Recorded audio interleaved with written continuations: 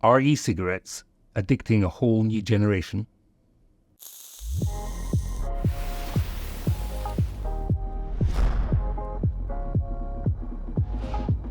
Hi, I'm Dr. Catherine East, and I'm a Society for the Study of Addiction academic fellow at King's College London. And most of my work is on the topic of smoking and vaping, specifically looking at vaping harm perceptions and how they can be modified, particularly with a focus on young people. One of the things we keep hearing is that vaping is addicting a whole new generation. Is that right? What do you think? I don't think it's that straightforward. So vaping and e-cigarettes contain nicotine, which can be addictive. However, in the UK, we do have a limit on how much nicotine can be in e-cigarettes.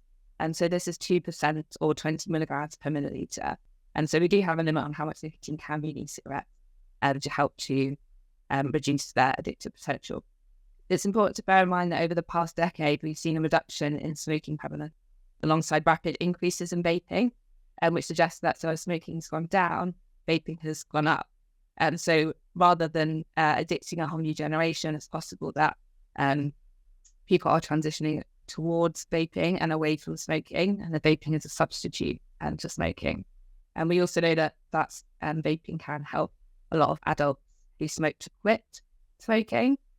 So again, this is more suggestive of vaping to help people move away from smoking rather than addicting a whole new generation. I'm going to have to unpack that a bit, Katie. So you say that vaping rates are going up, but smoking rates are going down.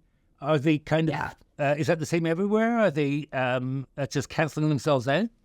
They haven't met yet, I don't think. So smoking is still higher than vaping, among adults at least.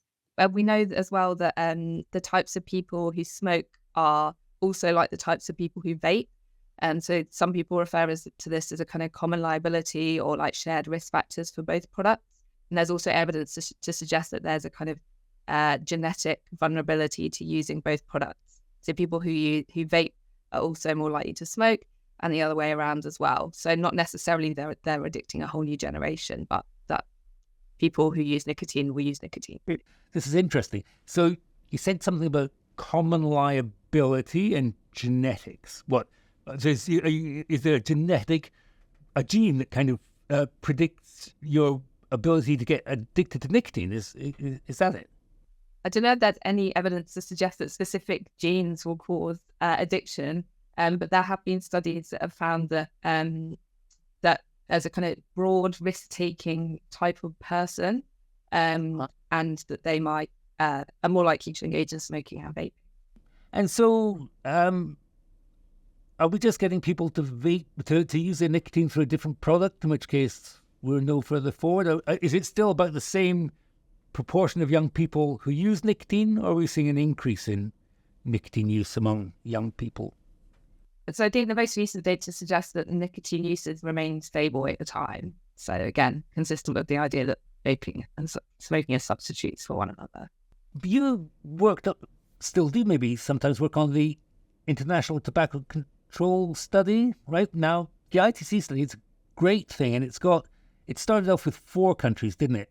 Canada, England, the US, and Australia. So, Correct. But what does the ITC, because we've got a youth study as well, what does the ITC youth study say? Is it different in Australia and Britain and America and Canada? Because we've all got 4 really different sets of policies. Yeah, so the ITC youth study is only England, Canada, and the US. It doesn't include Australia. That the ITC adult survey also includes Australia.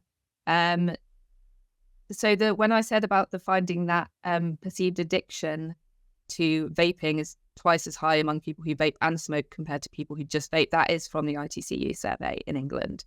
And the data from the ITC youth survey also show that vaping has been increasing among young people.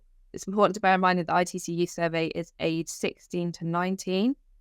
So actually, half of their sample is over the legal purchasing age for buying vaping products. Whereas when you look at other data, for example, the Action on Smoking and Health data, it's often reported among youth age 11 to 17 or 11 to 18, so they're much younger.